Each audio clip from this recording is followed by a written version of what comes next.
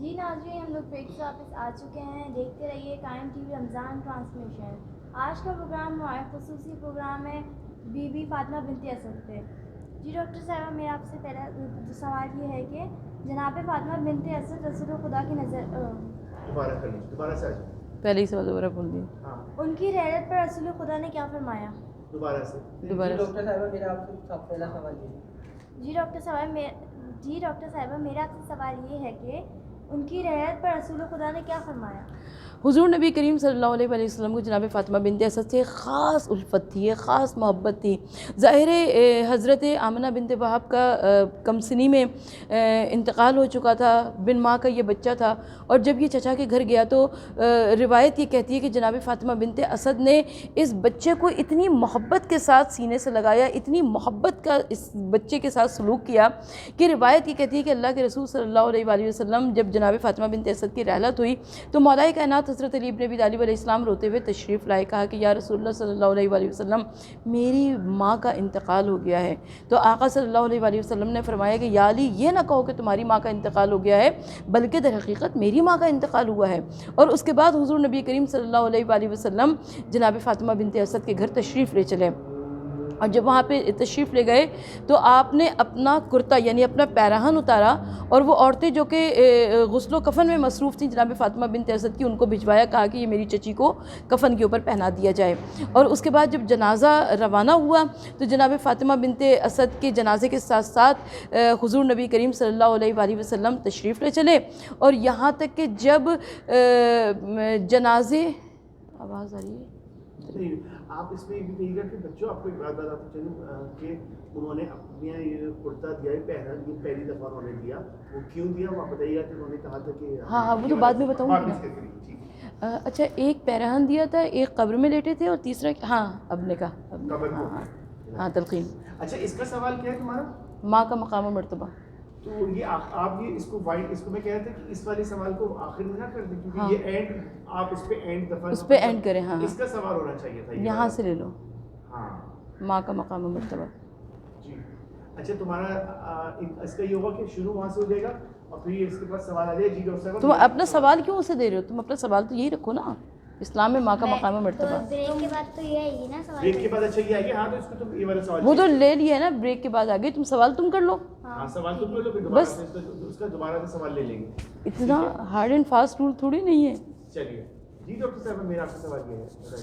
جی doctor صاحبہ، میرا آپ سے سوال یہ ہے کہ اسلام میں ماں کا مقام و مرتبہ کیا ہے؟ اسلام میں ماں کا مقام اور ماں کا مرتبہ بہت زیادہ عظیم ہے. حضور نبی کریم صلی اللہ علیہ وآلہ وسلم جو کہ بچپنے میں ہی ماں کی محبت و شفقت سے محروم ہو گئے تھے، مگر آقا صلی اللہ علیہ وآلہ وسلم مسلسل ماں کی عظمت اور مرتبے کے بارے میں عالم اسلام کو ارشاد فرماتے رہے. ایک شخص آیا، اس نے کہا کہ حضور نبی کریم صلی اللہ علیہ وآلہ وسلم سے کہ مجھے اپنی ماں کی قبر کا نشان، والدین کی قبر کا نشان معلوم نہیں ہے، میں کیا کروں؟ یا کسی مشکل میں گرفتار تھا، اس نے کسی مشکل کے بارے میں پوچھا. حضور نبی کریم صلی اللہ علیہ وآلہ وسلم نے فرمایا کہ جا کے اپنی ماں کی قبر پر تم اپنی مشکلات کو بیان کرو، تمہاری ماں وہاں سے تمہارے لیے دعا کریں گی. اس نے کہا کہ میں بہت چھوٹا تھا جب میرے والدین کا انتقال ہو گیا تھا، مجھے کچھ معلوم نہیں. تو حضور نبی کریم صلی اللہ علیہ وآلہ وسلم نے فرمایا کہ اپنے گھر کے آنگن میں لکیریں 2 کھینچ لو اور اسے تصور کرو کہ تمہارے والدین کی قبر ہے، اور اس کے بعد اس کے اوپر تم اپنے دل کا حال کہو. حضور نبی کریم صلی اللہ علیہ وآلہ وسلم مسلسل ماں کی عظمت، ماں کا مرتبہ اور ماں کا مقام تمام اہل اسلام کو بتاتے رہے. یہاں تک کہ ایک مرتبہ مدینہ منورہ میں کوئی اصحاب کرام میں سے کچھ لوگ آئے، انہوں نے کہا کہ یا رسول اللہ صلی اللہ علیہ وآلہ وسلم، ایک نوجوان ہے جو کہ اس وقت حالت احتضار یعنی جاں کنی نزع کی کیفیت میں گرفتار ہے، نہ اس کو شفا ملتی ہے، نہ اس کو سانس آتی ہے، وہ نہایت مشکل میں گرفتار ہے، آپ چل کر اس کے لیے دعا کر دیجئے تاکہ اس کی مشکل آسان ہو جائے. حضور نبی کریم صلی اللہ علیہ وآلہ وسلم جب تشریف لے گئے تو دیکھا کہ واقعی وہ نوجوان بہت اذیت میں گرفتار تھا. نوجوان سے آقا صلی اللہ علیہ وسلم نے پوچھا تمہیں کیا نظر آتا ہے؟ اس نے کہا یا رسول اللہ صلی اللہ علیہ وآلہ وسلم، میرے سامنے ایک مہیب صورت ہے، ایک ایسی خوفناک صورت جسے دیکھ کر میرے جسم میں لرزہ طاری ہو رہا ہے، اور وہ میری جانب دیکھ رہا ہے. اس کے بعد حضور نبی کریم صلی اللہ علیہ وآلہ وسلم نے اسے کلمہ پڑھایا لیکن کلمہ اس کی زبان پہ جاری نہیں ہوا. آقا صلی اللہ علیہ وسلم نے فرمایا کہ یقیناً اس سے کوئی ایسا گناہ سرزد ہوا ہے جس کی بنا پر میں آخری نبی, اللہ کا آخری رسول بھی اس کو کلمہ پڑھا رہا ہوں تو اس کی زبان پر کلمہ جاری نہیں ہو رہا. لوگوں نے کہا کہ یا رسول اللہ صلی اللہ علیہ وآلہ وسلم, یہ نوجوان اپنی ماں کا نافرمان تھا, بڑا گستاخ تھا, بڑا سرکش تھا, بڑی ان کو جواب دیا کرتا تھا, باتیں کیا کرتا تھا. آقا صلی اللہ علیہ وآلہ وسلم نے ماں کو بلایا اور کہا کہ اسے معاف کر دو. اب اس کی ماں نے کہا کہ یا رسول اللہ صلی اللہ علیہ وسلم, میں کیسے معاف کر دوں, میرا بیٹا بہت زیادہ گستاخ تھا. آقا صلی اللہ علیہ وسلم نے صحابہ کرام کو حکم دیا, کہا کہ باہر صحن میں لکڑیاں جمع کرو, اس میں آگ لگا دو اور اس میں اس لڑکے کو ڈال دو. اب ماں کا دل تھا نا, ماں کا دل پریشان ہو گیا. اس نے کہا کہ یا رسول اللہ صلی اللہ علیہ وسلم, آپ میرے سامنے میرے بیٹے کو جلا دیں گے؟ کہا کہ اگر آج تم نے نہ معاف کیا تو کل اسے آخرت کی آگ میں, جہنم کی آگ میں جلایا جائے گا. بہرحال ماں کا دل تھا, حضور نبی کریم صلی اللہ علیہ وآلہ وسلم کا حکم بھی تھا. اس ماں نے معاف کر دیا اور اس کے بعد آقا صلی اللہ علیہ وآلہ وسلم نے اسے ایک چھوٹی سی دعا پڑھائی. اس کے بعد کلمہ پڑھایا. کہا کہ اب دیکھو تمہیں کیا نظر آتا ہے. اس نے کہا کہ ایک حسین و جمیل, ایک نورانی صورت ہے جو میری جانب گلاب کا پھول بڑھا رہا ہے, اور میں کیا حضور نبی کریم صلی اللہ علیہ وسلم نے فرمایا کہ اس گلاب کے پھول کو لے کر سونگ لو, تمہاری مشکل آسان ہو جائے گی. تو یہ جو ماں کا مرتبہ ہے, یہ جو ماں کی عظمت اور ماں کا مقام ہے, اسے کوئی بھی نہیں سمجھ سکتا ہے. اس لیے کہ جس رشتے کو خدا نے عزت دی ہو اسے کوئی بھی نیچا کر نہیں سکتا ہے. جی ناظرین, آج ہم آپ کو خصوصی اپنی جو آج کی جو ٹرانسمیشن ہے بی بی فاطمہ بنت اسد کے حوالے سے, میں آپ سے آخری سوال کروں گی کہ وہ وفات کے وقت بہت خوب ڈاکٹر صاحبہ پھر آدمی. جی ناظرین, آج آپ دیکھ رہے ہیں خصوصی ٹرانسمیشن, ٹھیک ہے؟ جی ڈاکٹر صاحبہ, آج آپ دیکھ رہے ہیں میں تھوڑی دیکھ رہی ہوں, میرے لیے تو بہت خوب کہنا تھا, مجھے سے کہہ رہی ہے کہ آپ دیکھ رہے ہیں. جی ڈاکٹر صاحبہ بہت خوب آپ نے جواب دیا. ناظرین, آپ دیکھ رہے ہیں آج کی خصوصی نشریات جو کہ بی بی فاطمہ بنت اسد پہ تھی, اور آج میرا آخری سوال آپ سے ڈاکٹر صاحبہ یہ ہے, ٹھیک ہے؟ جی ڈاکٹر صاحبہ بہت خوب. ناظرین, آپ لوگ دیکھ رہے ہیں آج کی رمضان کی خصوصی ٹرانسمیشن جو کہ بی بی فاطمہ بنت اسد پہ تھی, اور میرا آخری سوال یہ ہے کہ ان کی رعایت پر رسول خدا نے کیا فرمایا؟ جناب فاطمہ بنت اسد سے حضور نبی کریم صلی اللہ علیہ وآلہ وسلم کو ایک خاص انسیت تھی, ایک خاص محبت تھی, ایک خاص چاہت تھی. یہ صرف ایک چچی اور بھتیجے کا رشتہ نہیں تھا, بلکہ یہ ایک ماں اور بیٹے کا رشتہ تھا. یہی وجہ ہے کہ جب مولا کائنات حضرت علی مرتضیٰ روتے ہوئے تشریف لائے, کہا کہ یا رسول اللہ صلی اللہ علیہ وآلہ وسلم, میری ماں کا انتقال ہو گیا. تو آقا صلی اللہ علیہ وآلہ وسلم نے ارشاد فرمایا, کہا کہ یا علی, یہ نہ کہو کہ تمہاری ماں کا انتقال ہوا, بلکہ یہ کہو کہ میری ماں کا انتقال ہوا. اور اس کے بعد آقا صلی اللہ علیہ وآلہ وسلم تشریف لے گئے, اور وہ عورتیں جو کہ تکفین میں, غسل و کفن میں مصروف تھیں, حضور نبی کریم صلی اللہ علیہ وآلہ وسلم نے اپنا پیراہن اتارا اور ان عورتوں کے پاس بھجوایا. کہا کہ میری چچی کو کفن کے اوپر یہ پیراہن پہنا دیا جائے. اس کے بعد جب جنازہ روانہ ہوا, حضور نبی کریم صلی اللہ علیہ وآلہ وسلم جنازے کے ساتھ ساتھ تھے, اور جب قبرستان میں پہنچے تو قبر جو کہ کھدی ہوئی تھی, اس قبر کے اندر پہلے آقا صلی اللہ علیہ وآلہ وسلم خود لیٹ گئے, اور اس کے بعد جب اس قبر سے باہر نکلے تو اس کے بعد چچی کے جنازے کو اتارا گیا قبر میں. تیسرا کام جناب رسول اللہ صلی اللہ علیہ وآلہ وسلم نے عجب کیا. جب قبر بند ہو گئی تو حضور نبی کریم صلی اللہ علیہ وآلہ وسلم قبر کے سرہانے بیٹھ گئے, اور اس کے بعد آقا صلی اللہ علیہ وآلہ وسلم نے قبر پر 3 مرتبہ ہاتھ مارا, اب نکاح, اب نکاح, اب نکاح. اب صحابہ کرام نے عرض کی, کہا کہ یا رسول اللہ صلی اللہ علیہ وآلہ وسلم, آج اتنا عجیب منظر ہم نے یہ دیکھا کہ ہماری سمجھ میں نہیں آیا کہ اس کا مطلب کیا ہے. تو آقا صلی اللہ علیہ وآلہ وسلم نے ارشاد فرمایا, کہا کہ ایک مرتبہ میری بزم میں بات ہو رہی تھی کہ جب قبروں سے لوگوں کو اریاں اٹھایا جائے گا, تو میری چچی شرم سے رونے لگیں. کہا تو میں نے اس وقت وعدہ کیا تھا, کہا تھا میں اللہ کا آخری نبی صلی اللہ علیہ وآلہ وسلم آپ سے وعدہ کرتا ہوں کہ میں اپنا پیراہن آپ کو دے دوں گا, آپ کو قبر سے بے لباس نہیں اٹھنا پڑے گا, لہٰذا اس لیے میں نے اپنا کرتا یعنی پیراہن بھجوایا. اس کے بعد حضور نبی کریم صلی اللہ علیہ وآلہ وسلم نے ارشاد فرمایا کہ جب جنازہ پہنچا ہے قبرستان میں تو میں پہلے قبر میں لیٹا. اس کے سبب یہ تھا کہ ایک مرتبہ میری بزم میں تذکرہ ہو رہا تھا, اس وقت کہ جسے فشار قبر کہتے ہیں، یعنی قبر کی دائیں دیوار بائیں دیوار سے اس طریقے سے مل جاتی ہے کہ مرنے والے کی میت کی ہڈیاں پس کے سرما ہو جاتی ہیں، ریزہ ہو جاتی ہیں۔ تو میری چچی خوف سے رونے لگیں۔ میں نے اس وقت وعدہ کیا تھا، میں نے کہا تھا چچی آپ پریشان نہ ہو، یہ بیٹا آپ کا، میں آخری نبی وعدہ کرتا ہوں کہ میں پہلے لیٹ جاؤں گا۔ جب رحمت للعالمین اس قبر میں لیٹ گئے تو کیسے اس قبر کے اوپر فشار ہو سکتا ہے؟ اب صحابہ کرام نے عرض کی کہا کہ یا رسول اللہ صلی اللہ علیہ وآلہ وسلم یہ تیسری مرتبہ اب نکاح آپ نے کیوں فرمایا؟ تو آقا صلی اللہ علیہ وآلہ وسلم نے ارشاد فرمایا کہ جس وقت نکیرین آئے اور میری چچی سے سوال اور جواب کا سلسلہ شروع ہوا، پہلا سوال کیا گیا کہ من رب کا، بتا تیرا رب کون ہے؟ ہم شاید پہلے کسی پروگرام میں عرض کر چکے ہیں کہ خاندان رسول اللہ صلی اللہ علیہ وآلہ وسلم تمام کا تمام توحید پرست تھا۔ یہ خاندان ابراہیمی تھا، یہ خاندان اسماعیلی تھا، سلسلہ اسماعیلیہ سے تعلق رکھتا تھا۔ یہ تمام کے تمام موحد تھے، توحید پرست تھے، انہوں نے کبھی کفر نہیں کیا، شرک نہیں کیا، انہوں نے بتوں کے آگے سجدہ نہیں کیا، یہ اللہ کو بہت اچھی طرح سے جانتے تھے۔ لہٰذا انہوں نے پہلے سوال کا جواب دیا۔ دوسرا سوال پوچھا گیا من رسالتی کا، بتا تیرا رسول کون ہے؟ اب فوراً میری چچی نے جواب دیا، بہت اچھی طرح سے مجھے جانتی تھیں کہ میرا آخری رسول محمد مصطفیٰ صلی اللہ علیہ وآلہ وسلم نبی برحق ہے۔ تیسرا سوال کیا گیا من امام کا، بتا تیرا امام کون ہے؟ ابھی غدیر خم کی منزل نہیں آئی ہے، ابھی ولایت علی کا اعلان نہیں ہوا تھا۔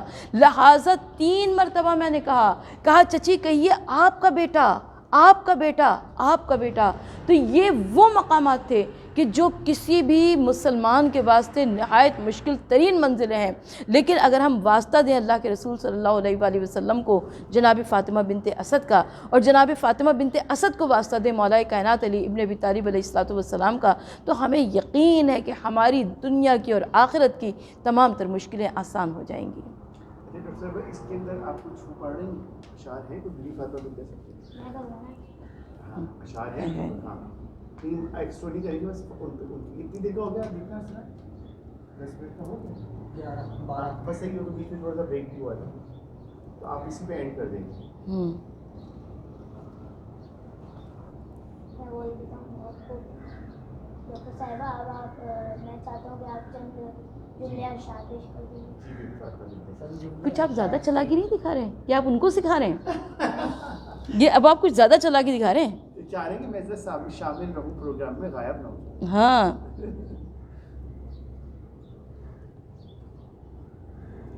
اپنا لکھا ہوا کوئی کلامات؟ ہاں ایک بڑے اچھی نظم ہے، پاز کر دیجیے، باب حوائج۔ پاز اسٹاپ نہیں، پاز نہیں تو پاز کرنے سے بھی رک جائے گا نا، وہیں سے شروع ہو جائے گا جہاں سے شروع کریں۔ ریکارڈنگ ہی کٹ نہیں کرنی نا، کٹ دینا ہی ہے۔ اللہ یہ مجھے ڈھونڈنے میں بڑی مشکل لگتی ہے۔ اسٹاپ پر کٹ ہوتا ہے، پاز پہ پاز ہوتا ہے۔ السلام علیکم۔ اچھا ہوا تم رکے ہوئے جب پروگرام تب آئے۔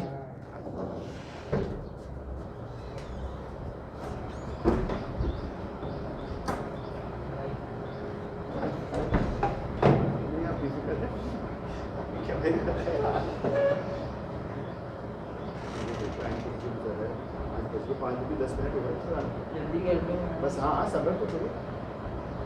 علی کو بول دو، علی ٹائم دے دو، اور ٹائم دے دو۔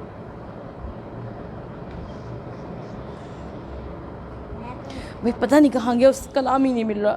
چلے نہیں مل رہا تو اگلے میں آپ کوئی اور کلام اتنا اچھا وہ حضرت فاطمہ بنت اسد کا اور رسول اللہ صلی اللہ علیہ وآلہ وسلم کا ہے۔ بس دعا کرو میری کتاب شائع ہو جائے نا، پھر یہ مشکل ہی نہیں رہے گی۔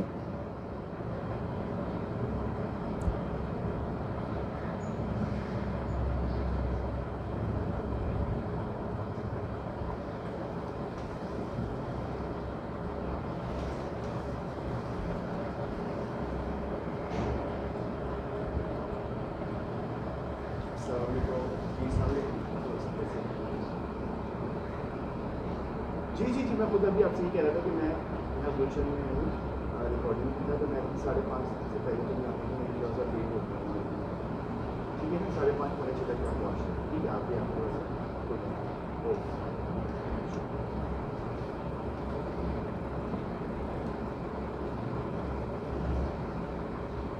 بس بھائی اس کو ایسے ہی ختم کر دو, مل ہی نہیں رہا, پتہ نہیں کہاں چلا گیا. چلو کوئی پڑھ دیں, کوئی آپ اشعار پڑھ دیں ویسے ہی ماں بیٹے پہ کیوں نہیں.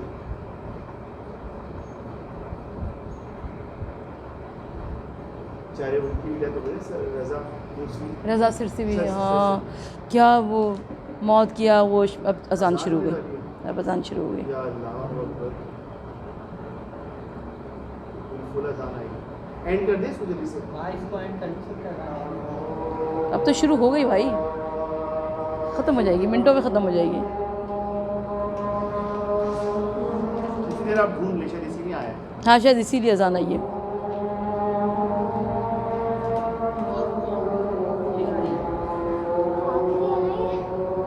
اس کے بعد آخری ہے نا, یہ تیسرا ہے جناب. 2 اور باقی ہیں. 10 رمضان کو بی بی خدیجہ کی ہوتی ہے. دونوں پروگرام بی بی خدیجہ پہ کر لیں. اب یہ 7واں ہو گیا, 8واں پہلے ہو چکا ہے, 9واں 10واں دونوں 9واں 10واں دونوں بی بی خدیجہ پہ کر لیں.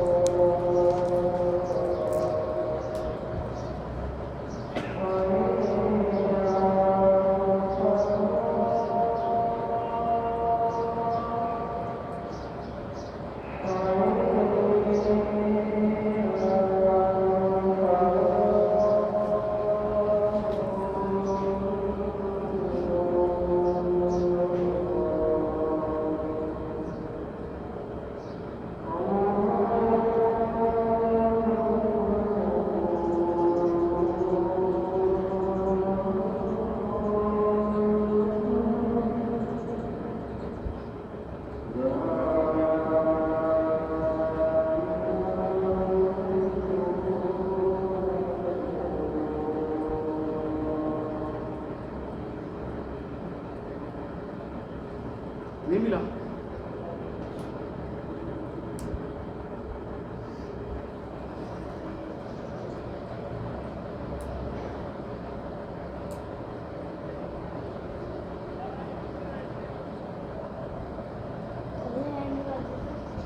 بس ویسے ہی اینڈ کر دو بھائی, مل ہی نہیں رہا.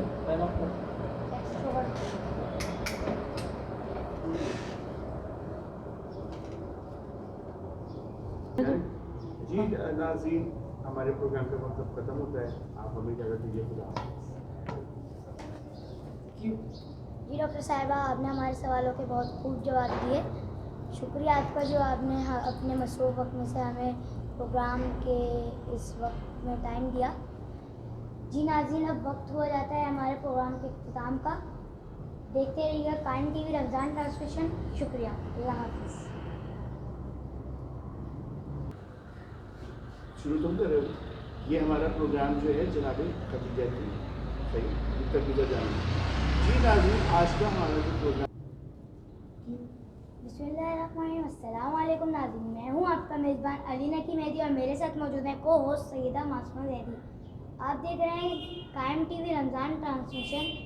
آج کا ہمارا خصوصی ٹاپک جو ہے وہ سیدہ خدیجہ. صحیح. آج کا ہمارا خصوصی موضوع ہے جناب خدیجہ. آج کا ہمارا خصوصی موضوع جو ہے وہ بی بی خدیجۃ الکبریٰ پر ہے. تو آج ہمارے ساتھ موجود ہیں شاعر اہل بیت, ذاکرہ, مذہبی scholar, media anchor person doctor Sarwat Askari. جی ڈاکٹر صاحب. السلام علیکم. السلام السلام علیکم. وعلیکم السلام. ڈاکٹر صاحبہ, میرا آپ سے سوال یہ ہے کہ اسلام میں عورت کا مقام کیا ہے؟ بسم اللہ الرحمن الرحیم. السلام علیکم. علی نقی آپ اور معصومہ آپ دونوں کی خدمت میں سلام پیش کرتی ہوں، اور آپ کے توسط سے قائم ٹی وی کی آپ کی ٹیم کی پوری خدمت میں اور آپ کے ذریعے سے تمام ناظرین کی خدمت میں سلام پیش کرتے ہوئے اور تمام عالم اسلام کو تعزیت اور تسلیت پیش کرنا چاہتی ہوں، کیونکہ ام المومنین ملکۃ العرب جناب خدیجۃ الکبریٰ کا یوم وفات ہے، اور یہ وہ عظیم واقعہ ہے کہ جس کی بنا پر اللہ کے رسول صلی اللہ علیہ وآلہ وسلم نے اس سال کو عام الحزن یعنی غم کا سال قرار دیا تھا، جس سال میں حضرت ابو طالب اور جناب خدیجہ ام المومنین کی رحلت ہوئی تھی۔ تو سب سے پہلے جب میں بات کرنا چاہوں گی کہ اسلام میں عورت کا مقام، عورت کا مرتبہ کیا ہے، تو کسی بھی انسان کی عظمت کو، بڑائی کو، گہرائی کو ناپنے کے لیے ہمیں یہ دیکھنا ہے کہ دانش عصر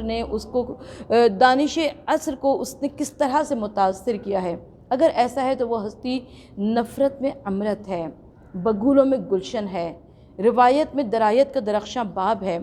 ہم دیکھتے ہیں کہ ابتدائی آفرینر سے، ابتدائی کائنات سے عورت کو اللہ نے بڑا مقام، بڑا مرتبہ، بڑی عظمت اور عزت عطا فرمائی، یعنی حضرت حوا علیہ السلام جو کہ تمام آدمیوں کی، تمام انسانوں کی ماں قرار پائیں، اور اس کے بعد ہم دیکھتے ہیں کہ عورت کو جو مقام اور مرتبہ عطا کیا گیا عالم اسلام کی جانب سے، اللہ کی جانب سے، اور ادب، شعر میں بھی، شعر اور ادب میں، لٹریچر میں بھی جو ہمیں تمام تر اشارے اور استعارے ملتے ہیں وہ ذات عورت سے وابستہ ہیں، یعنی مادر درسگاہ کا حسین تصور، مادر وطن کا حسین تصور، وجود زن سے ہے تصویر کائنات میں رنگ۔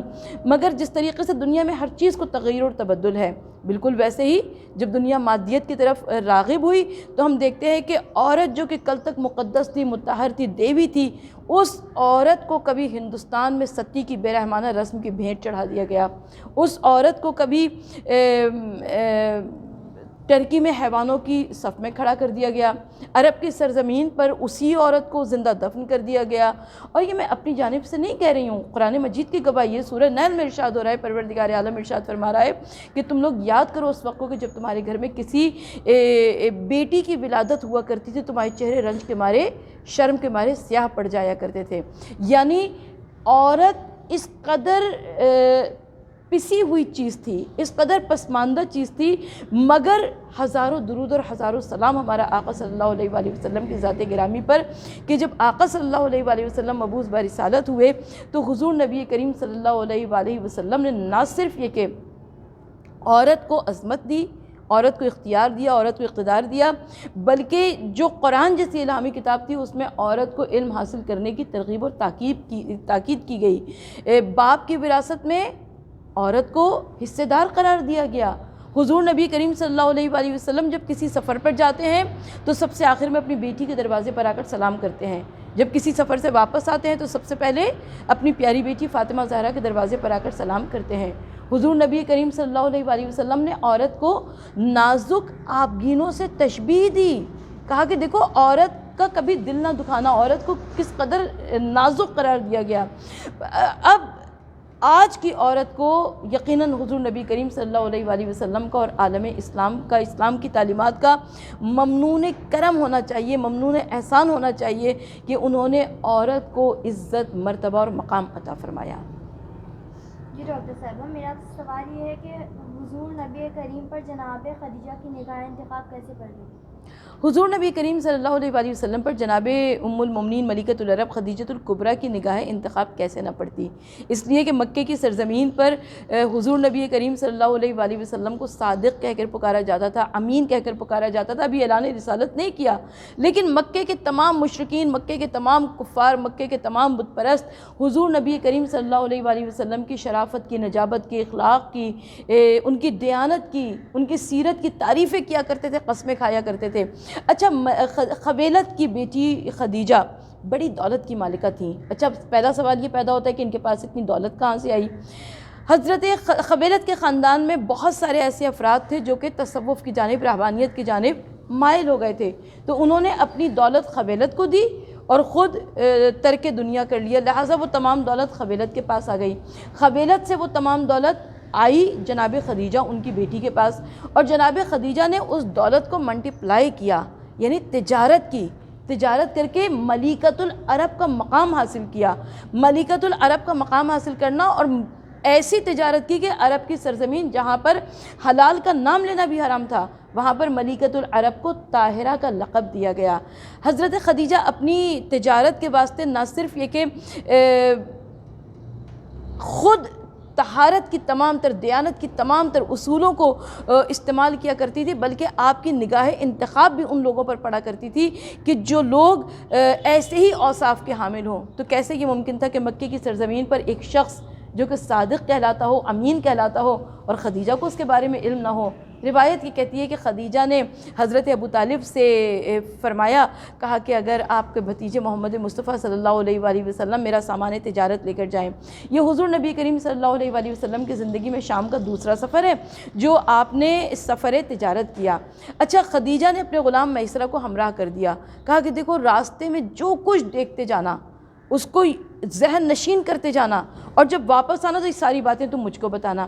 اب میسرہ ساتھ میں ہمراہ روانہ ہوا، اور میسرہ دیکھتا گیا کہ یہ نوجوان جہاں سے گزرتا ہے بادل اس کے سر پر سایہ فگن رہتے ہیں، یہ نوجوان اس کے پسینے سے خوشبو، عرق گلاب کی خوشبو آتی ہے، یہ نوجوان جس کا کوئی سایہ نہیں ہے، یہ نوجوان جب چاہتا ہے جس درخت کے نیچے چاہتا ہے، جو جن پھلوں کو چاہتا ہے وہ شاخیں خود بخود نیچے آ جاتی ہیں، یہ ہاتھ بڑھا کر توڑ لیا کرتا ہے۔ 14ویں اندھیری رات میں اس کا چہرہ ایسا چمکتا ہے کہ کسی سوئی کو بھی تلاش کر لیا جائے۔ تو میسرہ نے آ کر وہ تمام تر واقعات حضرت خدیجہ کو سنائے، تو حضرت خدیجہ کے دل میں وہ عشق اور محبت کی شمع روشن ہو گئی۔ مگر یاد رکھیے گا کہ یہ صرف ایک عام انسانی محبت نہیں تھی، بلکہ پوری معرفت کے ساتھ محبت تھی۔ یعنی ام المومنین یہ جانتی تھی کہ آپ ہی آنے والے اللہ کے آخری رسول ہیں، جانتی تھی کہ آپ اللہ کے فرستادہ ہیں۔ اچھا، اس کے بھی کیسے پرکھ کی گئی؟ روایت یہ کہتی ہے کہ جب اللہ کے رسول صلی اللہ علیہ وآلہ وسلم خدیجہ کا سامان تجارت لے کر واپس آئے، سب کو معلوم ہے کہ یہ اتنا کثیر مال منافع ہوا کرتا تھا کہ اہل مکہ کی نگاہیں خیرہ ہو گئیں اس مال منافع کو دیکھ کر۔ حضرت خدیجہ اپنے بالا خانے پر موجود تھیں۔ آپ نے مکے کی حدود میں محمد مصطفیٰ صلی اللہ علیہ وآلہ وسلم کو داخل ہوتے ہوئے دیکھا کہ آپ کے سر کے اوپر 2 فرشتے اپنے پروں کو پھیلائے ہوئے سایہ فگن ہیں۔ حضرت محمد مصطفیٰ صلی اللہ علیہ وآلہ وسلم اس شان سے داخل مکہ ہوئے۔ حضرت خدیجہ نے یہ منظر دیکھا، آپ نے دوبارہ سرکار صلی اللہ علیہ وآلہ وسلم سے فرمایا کہ آپ وہیں سے دوبارہ تشریف لائیں جہاں سے پہلے تشریف لائے، اس لیے کہ وہ دیکھنا چاہتی تھی کہ یہ کہیں ان کی آنکھوں کا دھوکہ تو نہیں تھا۔ دوبارہ حضور نبی کریم صلی اللہ علیہ وآلہ وسلم آئے، دوبارہ ان کے سر پر ملائکہ اپنے پروں کا سایہ کیے ہوئے تھے۔ اب خدیجہ کو معلوم ہو گیا کہ یہ شخصیت کوئی ایسی شخصیت ہے جو کہ عالم انسانیت کی بلند و بالا ترین شخصیت ہے۔ اور اس کے بعد جب خدیجہ کے دل میں یہ محبت کی شمع روشن ہو گئی تو آپ نے چاہا کہ عقد کا پیغام بھجوائیں، مگر اس سے پہلے وہ اپنے چچا زاد بھائی ورقہ بن نوفل کے پاس گئیں اور ورقہ بن نوفل سے اپنے دل کی تمنا کا اظہار کیا۔ ورقہ بن نوفل نے کہا کہ میں نے اپنی کتابوں میں پڑھا ہے کہ یہ وہی اللہ کے آخری رسول ہیں جو کہ مبعوث برسالت ہوں گے اور جن کے ذریعے سے پروردگار عالم دین اسلام کو غالب قرار دے گا۔ اور اس کے بعد حضرت خدیجۃ الکبریٰ نے اپنی سہیلی نفیسہ کے ذریعے عقد کا پیغام حضور نبی کریم صلی اللہ علیہ وآلہ وسلم کے گھر پہ بھجوایا۔ جی ناظرین، ملتے ہیں ایک مختصر سی بریک کے